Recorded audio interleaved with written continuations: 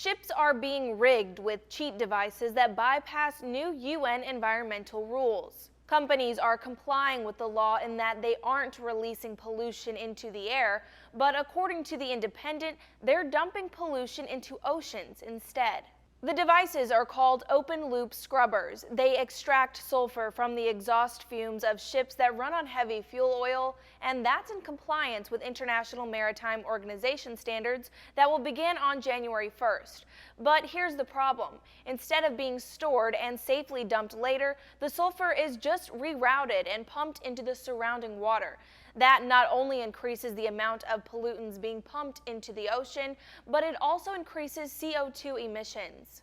DNVGL, the world's largest ship classification company, told The Independent nearly 4,000 ships already have the devices installed. The International Council on Clean Transportation estimates cruise ships that have them will consume around 4 million tons of heavy fuel oil in 2020 and discharge 180 million tons of contaminated scrubber wash water overboard. Another version of the device, the closed-loop scrubber, stores extracted sulfur in tanks that can be discharged at a safe disposal facility in a port. But according to The Independent, only 23 out of the nearly 4,000 ships have that version installed. The ICCT says for every ton of fuel burned, ships using open-loop scrubbers are emitting about 45 tons of warm, acidic, contaminated wash water containing carcinogens and heavy metals. Those substances have been connected to central nervous system damage in both humans and animals, and cancers including skin, lung, bladder, liver, and stomach. Scientists have warned that damage to the ocean could be disastrous to the rest of the planet.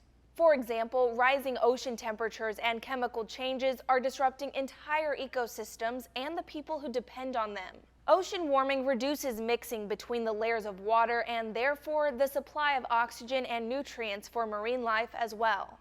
The Intergovernmental Panel on Climate Change says the ocean has already absorbed more than 90% of excess heat in the climate system, which has resulted in sea level rise. It's also absorbed about 30% of human-induced CO2 emissions since the 80s, which has made it more acidic. Some countries have developed bans on the scrubbers or their discharge, and some have called on the IMO's Marine Environment Protection Committee to make more regulations around it. The committee told The Independent that it's already adopted strict criteria for discharge of wash water from exhaust gas cleaning systems, and that it's undertaking a review of the 2015 guidelines on exhaust gas cleaning systems, which includes wash water discharge standards.